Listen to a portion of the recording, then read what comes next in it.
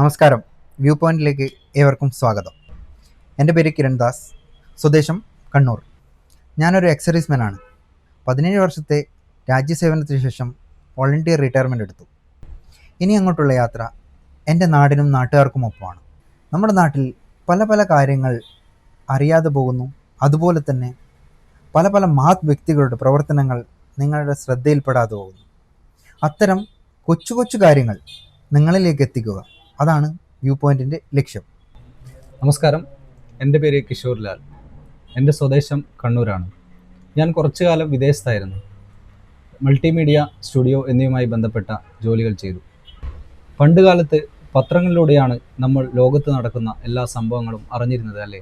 പക്ഷേ ഇന്ന് സോഷ്യൽ മീഡിയയിലൂടെ ഈ ലോകം തന്നെ നമ്മുടെ കൈക്കുമ്പിളിലാണ്. നേരത്തെ എൻ്റെ സുഹൃത്ത് പറഞ്ഞ ആശയത്തെ ഞാൻ അനുകൂലിക്കുന്നു. എല്ലാ ദിവസവും എന്തൊക്കെ നല്ല നല്ല കാര്യങ്ങളാണ് നമ്മുടെ നാട്ടിൽ സംഭവിക്കുന്നത്. ഇവയൊക്കെയും പല വ്യക്തികളുടെ ജീവിതാനുഭവങ്ങളിലൂടെ നിങ്ങളിലെത്തിക്കാൻ ഞങ്ങൾ ശ്രമിക്കുകയാണ്.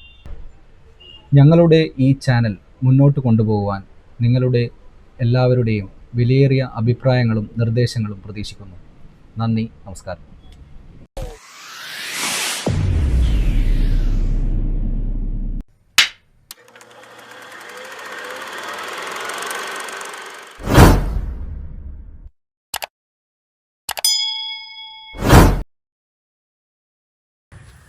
അപ്പോൾ നമ്മളിപ്പോൾ നിൽക്കുന്നത് തലമുണ്ട പാടശേഖര സമിതിയുടെ ഒരു പാടത്താണ്. നിങ്ങൾക്ക് കാണാൻ പറ്റുമെന്ന് തോന്നുന്നു. അപ്പോൾ 40 വർഷത്തെ തലമുണ്ട പാടശേഖര സമിതി സെക്രട്ടറി സ്ഥാനം വഹിച്ചുകൊണ്ടിരുന്ന നമ്മുടെ കരുണേട്ടൻ അങ്ങയുടെ ഒരു 40 വർഷത്തെ എക്സ്പീരിയൻസ് നിങ്ങളുമായിട്ട് പങ്കുവയ്ക്കുന്നതായിരിക്കും. അതായത് പണ്ട് കാലങ്ങളിൽ നടന്നു വന്നിരുന്ന കൃഷി രീതികൾ, അതിൻ്റെ അകത്തുള്ള വിളവുകൾ, അതിൻ്റെ വിത്തുകൾ, അങ്ങനെ എല്ലാത്തിനെ കുറിച്ചിട്ടും അദ്ദേഹത്തിൻ്റെ അറിവ് അത് നിങ്ങളുമായിട്ട് പങ്കുവെക്കാൻ കരുണേട്ടനെ ക്ഷണിച്ചോളുന്നു. എൻ്റെ പേര് പി കെ കരുണാകരൻ, ചിമ്മിണിയുടെ സ്ഥലമുണ്ട. അതോടൊപ്പം ഈ തലമുണ്ട പാടശേഖര കമ്മിറ്റി സെക്രട്ടറി, അതിൻ്റെ പ്രസിഡൻറ്റ് ബഹുമാനപ്പെട്ട നമ്മുടെ കെ വി യജ്ഞസേൻ മാഷാണ്. എൻ്റെ കുടുംബം വളരെ പഴയ രീതിയിലുള്ള ഒരു കൃഷി സമ്പ്രദായം തുടർന്ന് വരുന്ന കുടുംബമാണ്. മുൻപ് കാലത്ത് നമ്മൾ വലിയ ആളുകൾ, കുടുംബക്കാർ, അച്ഛനും കാരണവന്മാർക്കുള്ള കാലത്ത് വിത്തും കൈക്കോട്ടും, അതായത് കണി കണ്ട് മേടമാസത്തെ വിഷുക്കണി കണ്ട് ഒരു പിടി വിത്തും വാരി അവനവൻ്റെ കണ്ടത്തിൽ കൊണ്ടിടുന്നൊരു സമ്പ്രദായം ശരിയായ കൃഷിക്കാർക്കന്ന് ഉണ്ടായിരുന്നു. ഇന്ന് ആ സ്ഥിതി മാറി എപ്പോഴാണോ ഇടുന്നത് ഒരു പക്കം നോക്കുന്ന ഇടപാട് വരെ ഉണ്ടായിരുന്നു. അതുപോലും ഇപ്പോൾ ഇല്ലാത്ത സ്ഥിതി. അപ്പോൾ എപ്പോഴാണോ തോന്നുന്നത് ടില്ലറുകാരൻ വന്നിട്ട് ടില്ലർ അടിച്ചു കിട്ടിയെങ്കിൽ ഇടാം, ഇപ്പം ടില്ലറുകാരനിട്ടതായിരിക്കും വിത്തിടുന്ന സമയം. അപ്പോൾ ഇപ്പം വിത്ത് മേടമാസത്തെ വിഷു കണി കണ്ടിട്ട് കൊണ്ടിടുന്ന ആ ഒരു സമ്പ്രദായമൊക്കെ മാറി അതിന് ചെറിയ കുട്ടികൾക്ക് എന്താണെന്ന് പോലും അറിയാത്തൊരു സ്ഥിതി വന്ന് ഇപ്പോൾ നമുക്കൊക്കെ ഇത്രയും പ്രായമായെങ്കിലും ഇതൊക്കെ അറിയാം. പക്ഷേ അതിനുള്ള സാഹചര്യം ഇന്ന് പൂർണ്ണമായിട്ട് ഇല്ലാതെ വന്നിരിക്കുന്നു. അപ്പോൾ കൃഷി എന്താണെന്ന് പറഞ്ഞാൽ ഇപ്പോൾ ഈ വയലുകളിൽ നിങ്ങൾക്ക് നോക്കിയാൽ, ചക്കരക്കല്ലിടുക്കയിൽ നോക്കിയാൽ ഈ കാഞ്ഞിരോട് റോഡ് വരെയുള്ള വയലാണ്. അന്ന് ഞാൻ പാടശേഖര കമ്മിറ്റി സെക്രട്ടറി ആയിരിക്കുന്ന ഏതാണ്ട് 45 ഏക്കർ നമ്മൾ വില്ലേജ് ഓഫീസിൽ പോയിട്ട് കണക്കെടുത്തിട്ട് ഉള്ള ഒരു കണക്കാണ് നമ്മളെടുത്ത്. ഈ നാഗപ്പാട നോക്കിയാൽ എന്ന് പറഞ്ഞാൽ 5-6 ഹെക്ടറാണ് ഉള്ളത്. കാരണം വാഴ വന്ന്, കൃഷി മറ്റ് കഴുങ്ങുന്നു വന്ന്, തോട്ടം വന്ന്, മറ്റ് വീടുകൾ വന്ന്, ഇതുപോലെ ഇങ്ങനെ ഈ കാഴ്ച ഇതൊന്നും പിന്നെ സത്യസന്ധമായിട്ടേ പറയണ്ടു. കാരണം എന്ന് പറഞ്ഞാൽ ഇത് കാണാവുന്ന വയലുകളാകെ ചുരുങ്ങി വന്ന് ഈ ഒരു സ്ഥിതിയിലേക്ക് നമ്മൾ കൃഷിയിടം പോവുകയാണ്. ഇപ്പോൾ കൃഷിഭൂമി എന്ന് പറഞ്ഞാൽ എൻ്റെ അനുഭവത്തിൽ നമ്മൾ പറയാം, നമ്മളെ കുടുംബത്തിൽ 1 ഏക്കർ 2 ഏക്കർ പാട്ടത്തിനെടുത്തടക്കം 2 ഏക്കർ കൃഷിയാണ്. പക്ഷേ സ്വന്തമായ ഒരു കൃഷിഭൂമിക്ക് വാരം കൊടുക്കേണ്ടതാണ്. ആ വാരം കൊടുത്തതിന് ശേഷം പിന്നെ നമുക്കെന്താ ഉണ്ടാകുക എന്ന് പറഞ്ഞാൽ ആകപ്പാട് നോക്കിയാൽ പുല്ലിൻ്റെ അടിച്ച് കിട്ടിയതും കുറച്ച് അടിച്ച് വെച്ച് മാറ്റി ഇതൊക്കെയാണ് നമുക്ക് ഉണ്ടാകുക. എന്നിട്ട് പോലും നമ്മൾ പിടിച്ചു നിന്ന് 57 ഗവൺമെൻറ് വന്നപ്പോൾ കാർഷിക ബന്ധ നിയമം വന്നു. ശേഷം പിന്നെ നമ്മൾ ജമ്മത്തിന് കൊടുത്ത് അങ്ങനെ നമ്മൾക്ക് ജമ്മുമായി നല്ല അരിൻ്റെ ചോറ് വയ്ക്കാൻ സാധിച്ചു. അതായത് അല്ലെങ്കിൽ എന്താണെന്ന് പറഞ്ഞാൽ 4 മാസവും മറ്റൊക്കെയാണ് റേഷൻ കാർഡ് കൊടുക്കുക.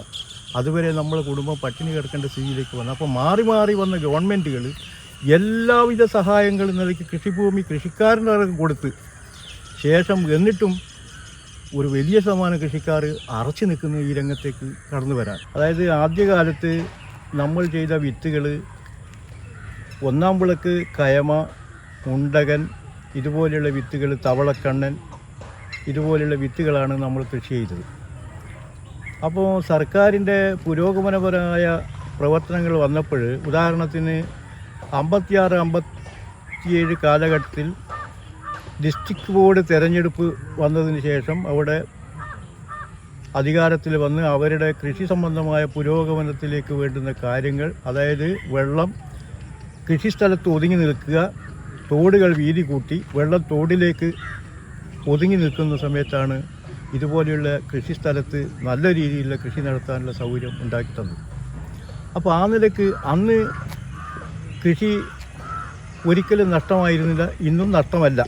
പക്ഷേ അന്ന് ഇഷ്ടം പോലെ കാർഷിക മേഖലയിൽ സ്ത്രീകളായാലും പുരുഷന്മാരായാലും അതുപോലെ ഒരു 50 ഒരേക്കർ കൃഷിസ്ഥലമുള്ള ഒരു കൃഷിക്കാരന് എങ്ങനെയായാലും ഒരു ജോഡി കാള അവരുടെ വീട്ടിലുണ്ടായിരിക്കും. അവരാണ് ഈ കണ്ടങ്ങളെ ഉഴുത് ശരിപ്പെടുത്തി അങ്ങനെ യാതൊരു പ്രയാസവും ഇല്ലാതെ ആ കൃഷി നടത്താറുണ്ടായിരുന്നു. അങ്ങനെ ആ നിലക്ക് 57 ശേഷം മുതൽ 67 ഈ കാർഷിക മേഖലയിൽ ഒരു ഏറ്റവും നല്ല ഇടപെടൽ ഉണ്ടായത്. അതായത് വി രാഘവൻ സാർ കൃഷിമന്ത്രിയായിരിക്കുന്ന, വക്കം പുരുഷോത്തമൻ സാർ കൃഷിമന്ത്രിയായിരിക്കുന്ന കാലം മുതൽ, അതായത് 67 ശേഷം ഇങ്ങോട്ട് കൃഷി വകുപ്പിൻ്റെ മന്ത്രിമാർ നല്ല രീതിയിൽ ഇടപെടലുണ്ടായിരുന്നു. പുതിയ പുതിയ വിത്തുകൾ ഒരുപാട് എന്ന് പറഞ്ഞാൽ ഏകദേശം ഒരു 10, 30, 40ഓളം വിത്തുകൾ തന്നെ ഇറക്കി കാർഷിക മേഖലയിൽ നല്ല ഇടപെടൽ നടത്തിയതിൻ്റെ ഫലമായി നല്ല വിളവുകളുണ്ടായി. അന്ന് മിക്കവാറും ഒരു പ്രദേശത്ത് ഒരു 100-200 വീടുകളുണ്ടെങ്കിൽ ഒരു 100-150 വീടുകളിൽ പശുക്കളുണ്ടായിരുന്നു. ഇന്ന് 100 വീട് നമ്മൾ ഒരു സെൻസസ് പോലെ എണ്ണി നോക്കിയാൽ അവിടെ 5 വീടുകളിൽ പശുവില്ല. അപ്പോൾ അന്നത്തെ കൃഷി സമ്പ്രദായത്തിൽ ഇന്നുള്ള ശക്തമായ രാസവളവും മറ്റും ഇടപെടലുണ്ടാകുന്ന ഒരു കാലഘട്ടം ഉണ്ടായിരുന്നില്ല. ധാരാളം ജൈവവളം, അതായത് തോല്, ചാണകം, നമ്മൾ കൃഷിക്കാരൻ്റെ പഴയ ഭാഷയിൽ പറഞ്ഞ കുണ്ടിൽ ചാണകവും തോലും ഒക്കെ തറച്ച് കൂട്ടിയിട്ട് അങ്ങനെയാണ് ഈ ഒരു നാളെയാണ് വിത്തിടുന്നതെങ്കിൽ അതിൻ്റെ 2 ദിവസം മുന്നേ ഈ ചാണകവും തോലുമുള്ള പിന്നെ 2 സ്ത്രീകളെങ്കിലും ഉണ്ടാക്കിയിട്ട് ഈ സ്ഥലങ്ങളിൽ കൊണ്ടുവരാനുള്ള ഇതാണ്. അങ്ങനെ ഒരു ദിവസം തന്നെ ഇത് കണ്ടം റെഡിയാക്കി പിറ്റേന്നാണ് നാട്ടി നടാനുള്ള ആലോചനകൾ നടക്കുക. അങ്ങനെ വന്നപ്പോൾ കൃഷി മണ്ണിൻ്റെ ഫലപുഷ്ടി വർദ്ധിച്ച് നല്ല നിലയിൽ കൃഷി ഉണ്ടായി. അതുപോലെ തന്നെ പിന്നെ ചോദ്യം ചെയ്യപ്പെടാത്ത രീതിയിലുള്ള വളർച്ചയുണ്ടായി. ഉദാഹരണത്തിന് 1 സെൻറ്റ്, അന്ന് ഏക്കറാണ് കണക്ക് വരിക, 1 സെൻറ്റ് സ്ഥലം അളന്ന് തിട്ടപ്പെടുത്തി പിന്നെ പ്രത്യേകിച്ചിട്ട് ആ സൈറ്റിൽ നിന്ന് സ്ഥലത്ത് നിന്ന് തൂക്കി ഇടപെടൽ നടത്തിയപ്പോൾ 26 കിലോ നെല്ലാണ് കിട്ടിയത്. അങ്ങനെ എൻ്റെ കുടുംബത്തിന് അന്ന് അച്ഛൻ നല്ലൊരു കൃഷിക്കാരനായിരുന്നു, ഞങ്ങളും അതിൻ്റെ കൂടെ സപ്പോർട്ട് ചെയ്തിട്ട് അച്ഛൻ്റെ അഡ്രസ്സിലേക്ക് വരും. അങ്ങനെ നമുക്ക് സർട്ടിഫിക്കറ്റ്, സാമ്പത്തികമായ ഒരു 100 രൂപ, പിന്നെ ഒരു 5 ലിറ്റർ ഓടുന്ന ഒരു പമ്പ്, ഇതാണ് നമുക്ക് കിട്ടിയ അംഗീകാരവും പ്രസൻറ്റേഷനും. അപ്പോൾ അങ്ങനെ വന്ന് നോക്കുമ്പോൾ ഏക്കറിൻ്റെ അന്നത്തെ വില വലിയ നെല്ലാണ് കിട്ടിയത്. ഇന്ന് ആ നെല്ല് കിട്ടണമെങ്കിൽ ഒരുപാട് കഷ്ടമുണ്ട്. കാരണം ചാണകവും തോലും കണ്ടത്തിൽ വരുന്നില്ല.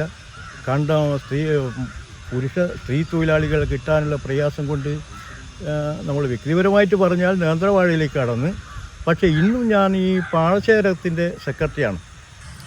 അപ്പോൾ പാടശേഖരക്കാർ കമ്മിറ്റിയെ സംബന്ധിച്ച് പറഞ്ഞാൽ നമ്മൾ പരമാവധി എല്ലാ സഹായങ്ങളും അതാത് സമയത്ത് തന്നെ എത്തിച്ചു കൊടുക്കേണ്ട കൃഷിക്കാർക്ക്.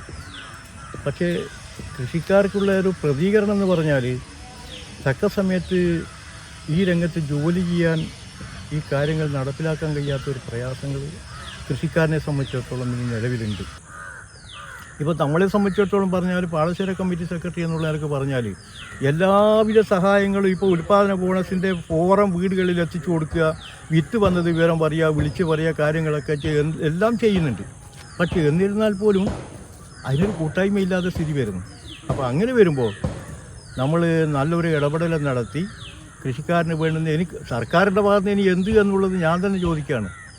അപ്പോൾ കൃഷി എന്ന് പറഞ്ഞാൽ ഇന്ന് ഒരു കാലത്ത് ഈ തലമുണ്ട വയലിൽ കൃഷി കഴിഞ്ഞതിന് ശേഷം ഒരു ഉഴുന്ന്, പയർ ഇതൊക്കെ എടുക്കുന്ന ഒരു സംവിധാനങ്ങളുണ്ടായിരുന്നു. പക്ഷേ കാലത്തിൻ്റെ അതായത് കറക്റ്റായ ടൈമിൽ കൃഷി നടക്കാൻ കഴിയാത്തത് കൊണ്ട് ഈ നടത്തി ടൈം എത്താതെ ഒരു സ്ഥിതി വന്ന് ഇപ്പം നമ്മൾ ഈ നെല്ല് പൂവിടുന്ന സമയമാണ്. ആ സമയത്താണ് നമ്മളിപ്പോൾ ഇവിടെ നടുന്നത്, നിങ്ങൾ കാണുന്നില്ലേ? അപ്പോൾ ആ ഒരു പീരിയഡിൻ്റെ മാറ്റം കൊണ്ട് ഈ പയറുവർഗ്ഗങ്ങളൊന്നും തന്നെ ഉണ്ടാവുന്നില്ല. അതേസമയം കൃഷിസ്ഥലത്ത് പയറുവർഗ്ഗങ്ങൾ ഇട്ടാൽ എന്താ അതിൻ്റെ ഗുണമെന്ന് പറഞ്ഞാൽ പറഞ്ഞറിയിക്കാൻ കഴിയാത്ത ഗുണമാണ്. കാരണം അന്തരീക്ഷത്തിൽ നിന്ന് നൈട്രജൻ വലിച്ചെടുത്ത് ഈ പയറിൻ്റെ അടിയിൽ കാണുന്ന കടുമണി പോലത്തെ ഒരു മണ്ണുണ്ടല്ലോ, ഉരുണ്ട, ആ സാധനം ഈ കണ്ടത്തിൽ തന്നെ ലയിച്ച് ചേരുമ്പം ഏറ്റവും നല്ല അടിവളമായിട്ട് ചേരുകയാണ്.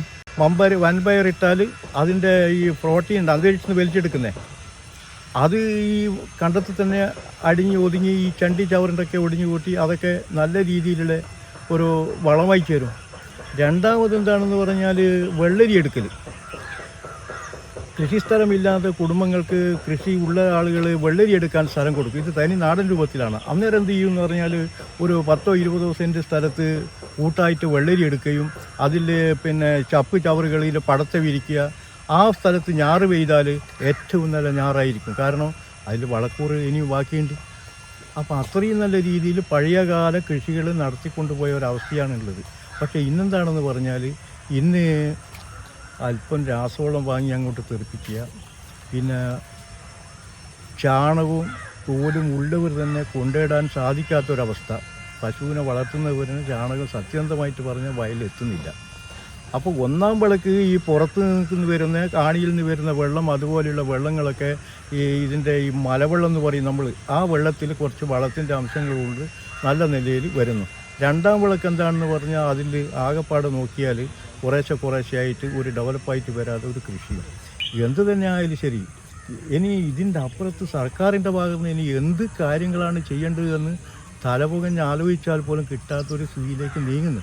കർഷകനാണെങ്കിൽ കർഷക പെൻഷൻ കൊടുക്കുന്നത് ഏർപ്പാടാക്കി, കൃഷിക്കാരനാണെങ്കിൽ അതിന് ഉൽപ്പാദന ബോണസ് കൊടുക്കുന്നത്, വിത്ത് സൗജന്യമായിട്ട് കൊടുക്കുന്നത്, കുമ്മായം കൊടുക്കുന്നത്, രാസവളം വാങ്ങിയെങ്കിൽ അതിൻ്റെ പകുതി പൈസ കൊടുക്കുന്ന ബില്ല് ഹാജരാക്കിയാൽ, അതുപോലെ എല്ലാവിധ സഹായങ്ങളും കൊടുക്കുന്നു. കൃഷി നടക്കണമെങ്കിൽ സ്വന്തം പുരുഷന്മാർ പോകുമ്പോൾ വീട്ടിൽ നിന്ന് ഒരു സ്ത്രീയെങ്കിലും കൂടെ ഉണ്ടാവണം. ഇപ്പം മകനാണെങ്കിൽ മോനെ നീ എനിക്ക് ഇന്ന് ഒരുത്തി പോകാനുണ്ട്, നീ ഒന്ന് ബതയുടെ വെള്ളം ഒന്ന് മുറിക്കണമെന്ന് പറഞ്ഞാൽ അച്ഛാ എനിക്ക് ഇന്ന് വേറെ പരിപാടിയുണ്ട്, ആ വെള്ളം മുറിക്കാനാവില്ല. അപ്പോൾ അച്ഛൻ തന്നെ പോകണം. അപ്പോൾ ഈ രീതിയിൽ നമ്മളെ കൃഷി സമ്പ്രദായം മാറിയിരിക്കുന്നു. കൃഷി ഇന്ന് ആധുനിക വ്യവസായമായി മാറിക്കഴിഞ്ഞു. അത് ലാഭകരമാണ്, പക്ഷേ എല്ലാവർക്കും സാധിക്കുന്നില്ല. അപ്പോൾ ഞാൻ പറയുന്നത് ഏത് കൃഷി നടത്തിയാലും അതിൻ്റെ മാർക്കറ്റിംഗ് സ്വഭാവം ആദ്യം മനസ്സിൽ കാണണം.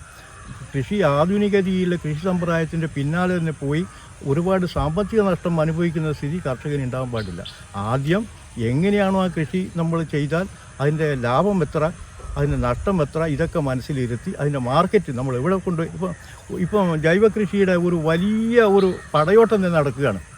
ജൈവകൃഷി എന്ന് പറഞ്ഞാൽ ശരിക്കും പറഞ്ഞാൽ പടയോട്ടം തന്നെയാണ്. ഇപ്പം തന്നെ നമ്മൾ പേപ്പറിൽ കാണുന്നുണ്ട്, എഞ്ചിനീയറിംഗ് ജോലി രാജിവെച്ച് ടെക്നോ പാർക്കിൽ നിന്നൊക്കെ രാജിവെച്ച് നമ്മൾ കൃഷിയിലേക്ക് ഇറങ്ങുന്നത്. ഓക്കെ, ശരി തന്നെ. പക്ഷേ അതിൻ്റെ മാർക്കറ്റിംഗ് സമ്പ്രദായം എത്ര എന്നുള്ളത് ഇപ്പോൾ പുതിയ ആധുനിക രീതിയിൽ മാർക്കറ്റ് വരുന്നുണ്ട്. പക്ഷേ സാധാരണയുള്ള ചെറുകിട കർഷകന് ഈ മാർക്കറ്റിംഗ് കാര്യങ്ങളും ഒന്നും തന്നെ ഉണ്ടാകുന്നില്ല. അത്രയും കാര്യങ്ങളാണ് എനിക്കിപ്പോൾ നിങ്ങളോട് പറയാനുള്ളത്. ആ നിലയ്ക്ക്